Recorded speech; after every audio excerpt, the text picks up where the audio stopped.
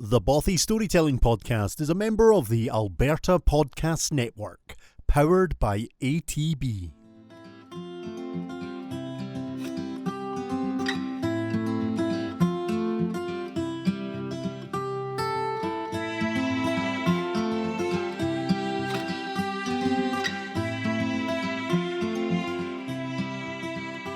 Welcome to the Bothy Storytelling Podcast. My name's Calum, Lykan, and I'm your host.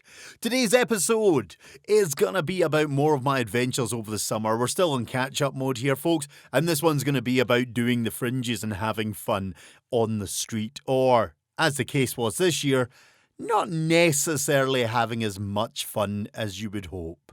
But before we get stuck into this episode, let's have a word from one of our sponsors. Now, today's episode of the Bothy Storytelling Podcast is brought to you by Back to School Again, a podcast about people who make the decision in midlife to return to school.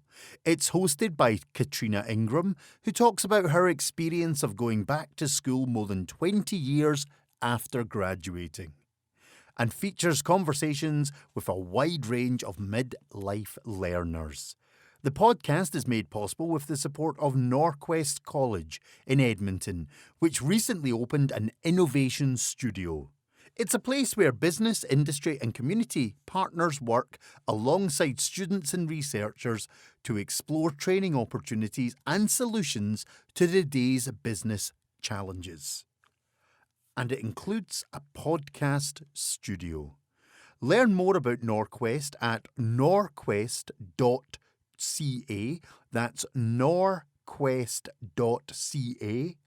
And check out Back to School Again at backtoschoolagain.ca. That's backtoschoolagain.ca. And that is our sponsor for this episode of the Bothy Storytelling Podcast, Back to School Again podcast. Now, for those that follow the Bothy podcast, you know I do a huge range of performances all over the provinces. And one of the things that I have done quite regularly back in Scotland and now in Canada is the Fringes. Now, Edinburgh Fringe is a huge monster, 26 days of performances. I was doing 2 shows a day, sometimes 5 shows a day if I was getting involved in other things. And then I came over to Canada and encountered their Fringes, a much more relaxed and pleasant environment, maybe a week-long fringe event, 10 days at most. Sometimes you'll only get 7 shows throughout those 10 days. And it's a lovely experience. Now, the last couple of years I've been doing Calgary, I've done Edmonton. But this year I decided, I wasn't going to do them. I didn't have the money. I knew there's a lot of investment. You know, you're kind of sometimes putting out $3,000 and a bit. You know, depends on your show. I was on average putting out, let's just say, maybe about $1,500. Prior to the event, you would then be sitting, waiting. If you got in, you know, they would hold that money for, you could be waiting 6 months before you can make that money back. You know, if you do more than one fringe, obviously that mounts mounts up. I was doing 1 year Calgary and Edmonton, so it was about $3,000 I was out before we even got near the place. So there's a lot of effort, time and work to be put into the fringes, and there's a lot of challenges. You know, you go there and a lot of people think performance is an exciting time, but at the fringes it's not. It's hustle. You're running every day from queue to queue, handing out flyers, promoting your show, having a laugh, trying to entertain people, make sure you work from 10 in the morning till 10, 11, 12 at night, plus you've got to do a show in between. It is exhausting. And you're running about crazy, just trying to get as many bums on the seat as possible. So the fringes, you know, they're a lot of hard work, and the guys that do them work really, really hard. And if you have a good run, like my first year, I had a good run. By the end of the first weekend, I didn't need to run about anymore. I'd sold out. I got really, really lucky. But, you know, the second year wasn't as lucky, and it took a lot of effort to get the bums in the seats. But the biggest challenge we all have at the fringes is actually the reviewers. You see, the problem in Canada I've discovered is there's not many professional reviewers. They hire people in for the fringes because they're just so overwhelmed. The problem being then they hire people with no experience or no interest sometimes. And therefore it creates a real issue because as a performer, you've set your show, you've worked hard. And you kind of invest in the audience. You hope the audience invests in you. And then the reviewer comes in who just doesn't give a damn. You know, I've had one year, I had this lassie sitting off to the side. You know, if you've got the whole audience right in front of you, and then one person sitting in the wing, it makes it a really difficult show because, you know, as a storyteller, you want to engage everyone. But this lassie just sat there yawning, basically with her phone out, looking really bored throughout the whole thing. But the rest of the audience were loving it. And it was very off-putting. So the problem that I found with the fringes was that, and then I started to hear a lot of people having all these problems as well, and just horrible reviews for great shows. And the problem with that is it breaks your heart as a performer. You put your heart and your soul out there. It's not always going to be rosy, folks. We know that. We know it's never going to be 100% good, but you just expect a little bit more courtesy from people. Sadly, a lot of the reviewers haven't been doing that. And again, this year at Edmonton Fringe, yes, I said I wasn't doing it, but I ended up there, and I'll get to that in a second. But I discovered these poor souls. I went to see some cracking shows, and then I discovered they'd got 1-star reviews or 2 stars or 3 stars, and I was just like, that it just doesn't merit that. You know, it was just like the reviewers just don't have a clue and they don't care. So they just go in and sadly destroy people's lives because it can be quite devastating for a performer to receive such a weak review, especially if it's your first time. But as I said, I wasn't going to do the fringes. I had no interest. And then I was communicating with the organisers and, you know, we always get on really well. I love the guys at the Edmonton Fringe. They're so lovely. I love the guys at the Calgary Fringe. I've only worked with them once. I know the Edmonton guys a bit more. And they decided to invite me to do the Kids Fringe. Now, you can apply for the lottery system for the Kids Fringe, but they invited me just to perform for 30 minutes every day on the kids' stage. And it was a set fee for the week. And I was like, that's great. But part of me was like, oh, it's going to be a bit tough. So they were very kind to me and offered me a wee slot on the street because I had a photo booth to do. You know, and I'd done this photo booth at many Harry Potter and kind of medieval days, stuff like that. And it worked really well. So I thought, okay, we'll give it a go. And they told me the theme, Fringosaurus Rex. Well, of course, my head's thinking, I did the world's smallest Highlander. I did the world's smallest wizard. Let's take it up a level. Let's do the world's smallest dino rider. Originally, it was supposed to be you getting eaten by the dinosaur. But I realised the problem with that. The logistics, the creation was going to be really difficult. So I went with the Dino Rider. So I spent weeks building it. I had the booth. I just had to restructure the booth. I ordered some photo stuff to cover the booth, some camouflage looking stuff to give it a foresty look. And then, of course, I got round to building the piece and I realised I had to build a dinosaur. So I started to do this wire structure, and to be honest, it worked. You know what? I'm not a creative guy. I'm the type of guy that can hammer a nail in backwards, but I managed just from my mind. I got a couple of photos offline. I had no structured model. I kind of just started to bend and weave, and I designed a pretty funky and fun dinosaur look. And then, of course, I covered it. Originally I was going to do it in foam, and I realised the wire would be better. And I added foam teeth to it, and I covered it in a vinyl, and that didn't work. So I ended up cutting out. I ended up covering it in gaffer tape, and then gluing vinyl scales. I cut out individual scales out of this vinyl and layered it on. Then I took it to my good friend who's good with painting, and we sprayed it up to be a bit more of a design of a dinosaur. After that, I built the little rider. I had to then cut out the backdrop to fit it all and yada, yada, yada, get it working. And to be honest, at the end of it, it was a fun looking thing. I'd put a lot of love, time and a bit of money into it, and it was phenomenal. I was excited. So I head off to the Edmonton Fringe. And, it didn't really work out. It was a bit of a disaster. One reason, the whole country was covered in smoke. It was right in the strength of those BC fires. Everything was smoky and nobody wanted to be outside. So the whole street side of the Fringe was taking a bit of a hit this year.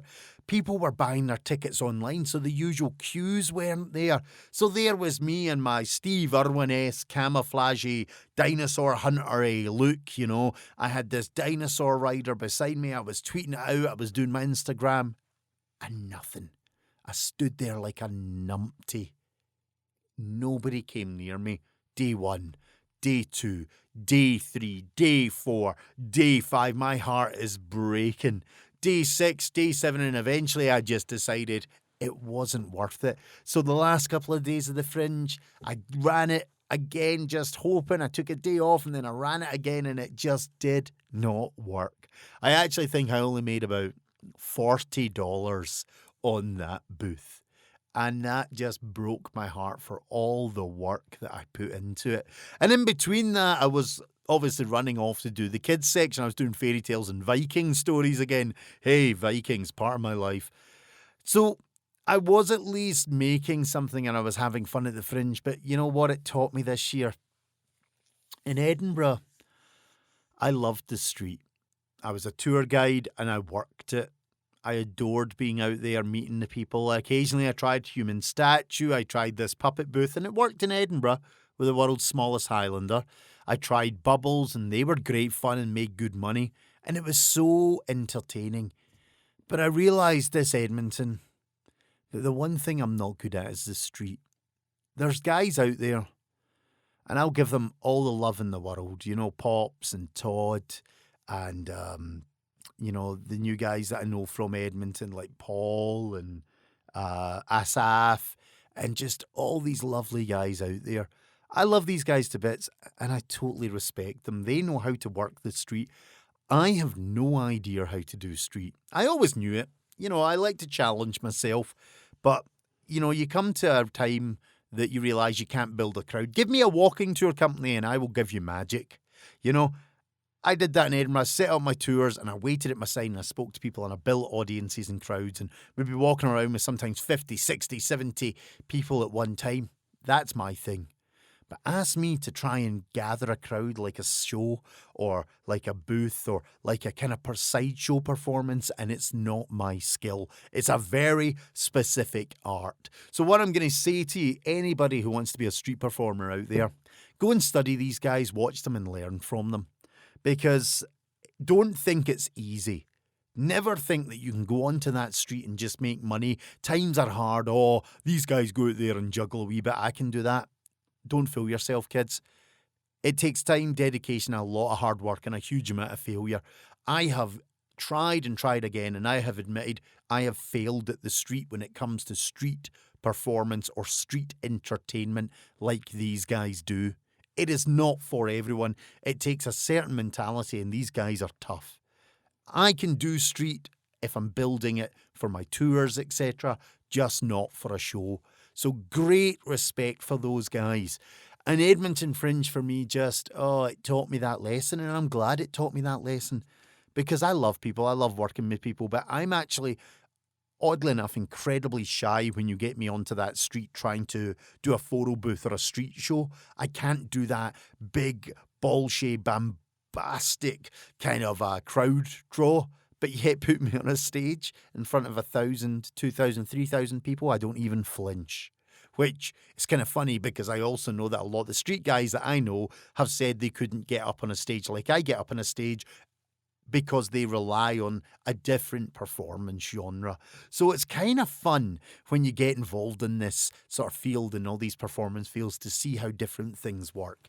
Edmonton Fringe, it's a great time. I got to see some great shows, meet new people. Asaf, I was billeted with one of the street performers. Love that guy. He's just a stalwart, solid guy. Also got to meet Eric. Eric is the chap who has for years done the Big Red Bastard show. I met him very briefly in Edinburgh a long, long time ago.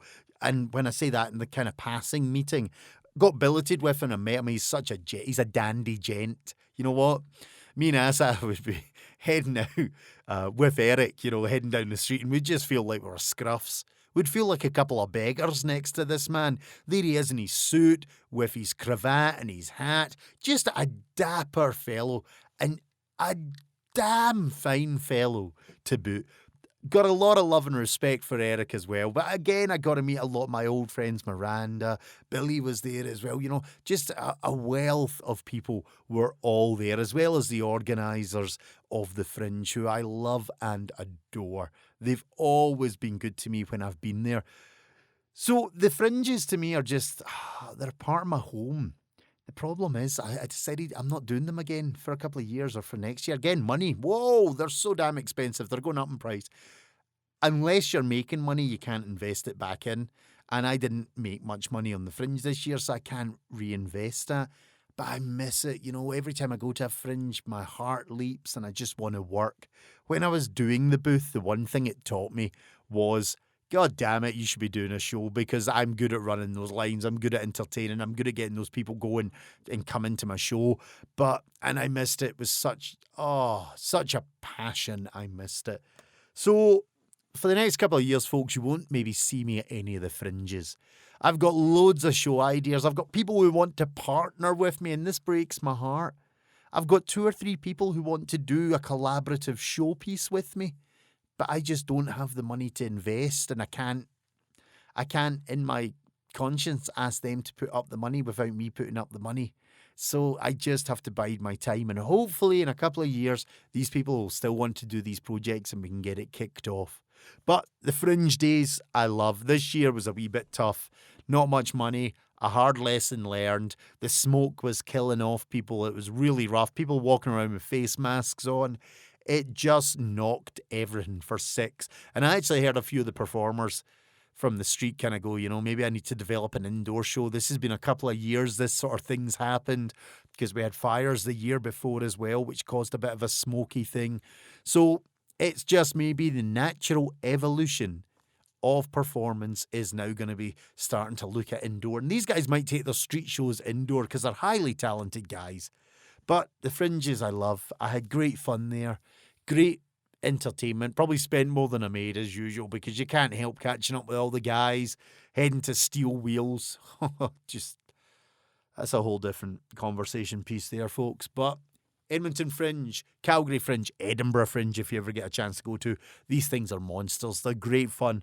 I love doing them, but my face might be a wee bit absent from them for the next couple of years. Now, the Fringes, lessons learned. It was a tough lesson to kind of really get the grasp of, and it cost me dearly this year. My excitement and passion for trying new and adventurous things, when I really should stick to hopefully what I'm good at and what I'm driven for. And it's kind of brought to mind a story that I'm not even sure if I've ever told. I may have told this one once or twice in the past, but I'm not going to lie, I had to go and get the book to refresh my memory, because, it'd been so long since I thought about it. And it's a beautiful story, but it's also kind of, it's one of those stories that's a hard lesson learned. 2 men, both seriously ill, were in the same ward of a great hospital. It was quite a small ward with just one room for the pair of them, a door opening onto the corridor and one window looking out into the world. Now, one of the men was allowed to sit up for an hour in the morning and an hour in the afternoon, and his bed was next to the window. But the other man had to spend all time flat on his back, and both of them had to be kept quiet and still. Of course, one of the disadvantages of their condition was that there was not much to do. No reading, no radio, no television. So a really boring experience for them both. They just had to keep quiet and still. Well, they used to talk for hours and hours about their wives and their children, their homes, their jobs, what they did during the war, where they'd been on holidays. This was all they could do. And every morning and afternoon, When the man in the bed next to the window was propped up for his hour, he would describe what he could see outside. And the other man lived for those hours. The window apparently overlooked a park with a lake which had ducks and swans. There were children throwing them bread and sailing model yachts. Young lovers walking hand in hand beneath the trees. There were flowers, mainly roses, but with magnificent borders of dalilahs and marigolds and flowers of all descriptions. In the far corner, he described the tennis court, and at times games were really good. There was cricket being played. Not up to the test match quality, but still good games.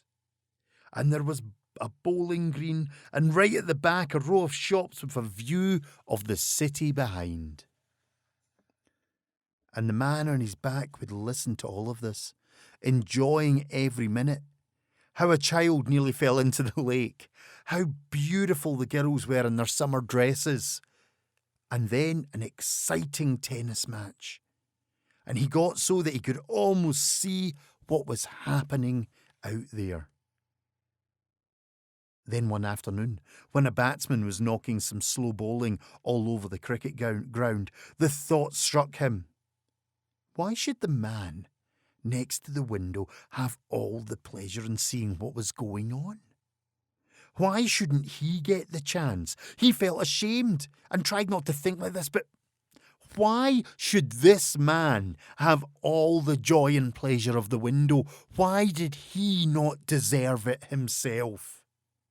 And day in, he brooded, and at night he lay awake thinking about this, letting these thoughts overtake him. Why could he not have the bed next to the window?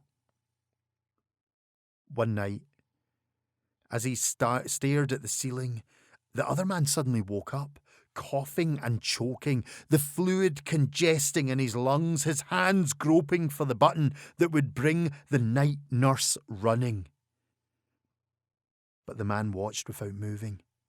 What had he ever done to deserve to have the bed next to the window? The coughing racked the darkness, on and on, choking. Then stopped. The sound of breathing stopped. And the other man continued to stare at the ceiling. In the morning, the nurses came with water for their wash. They found the other man dead and took away his body quietly with no fuss. As soon as it seemed decent, the man asked, could he be moved to the bed next to the window? And they moved him, tucked him in, and made him quite comfortable, and left him alone to be quiet and still. The minute they'd gone, he levelled himself up on one elbow, painfully and laboriously gasping, and looked out of the window.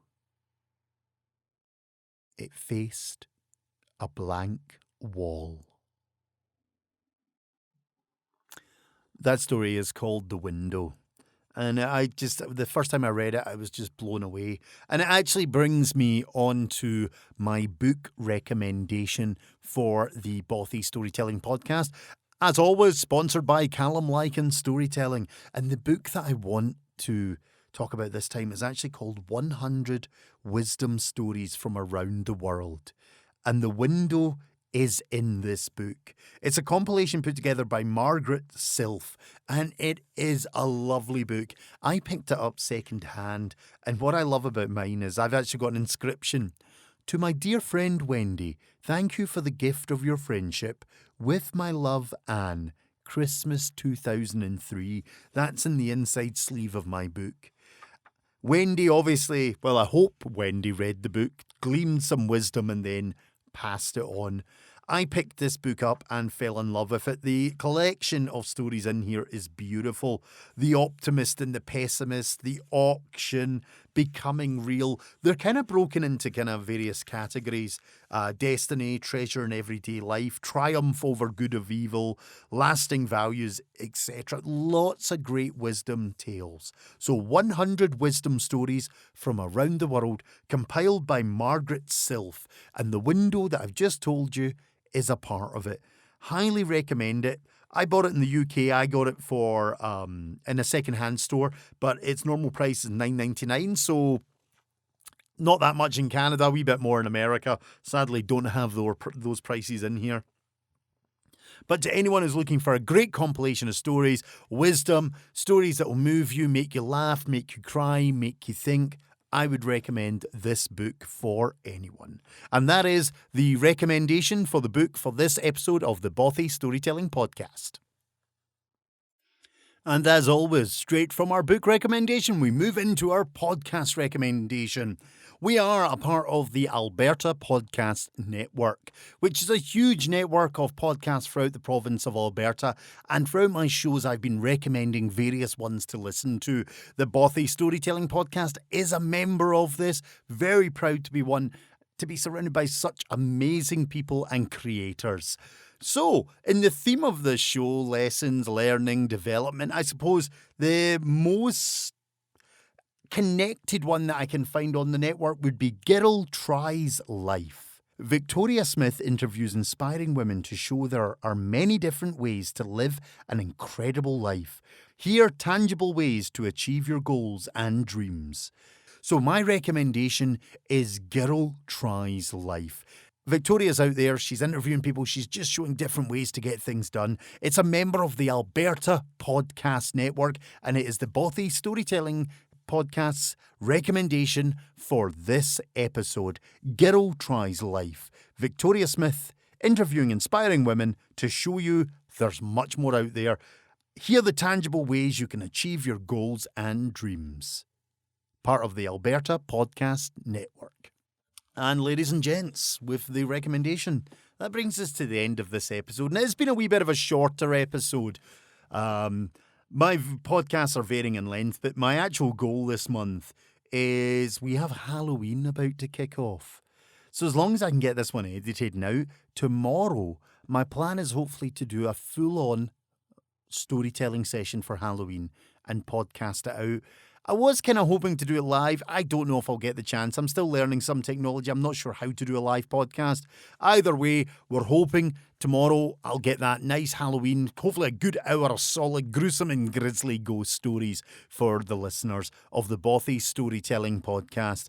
But do remember, we have our Patreon page, the Bothy Storytelling Podcast. If you're enjoying the show, head over there. For a price of coffee, you can invest in the show and help me improve it. But if that doesn't appeal to you, get onto our Facebook page.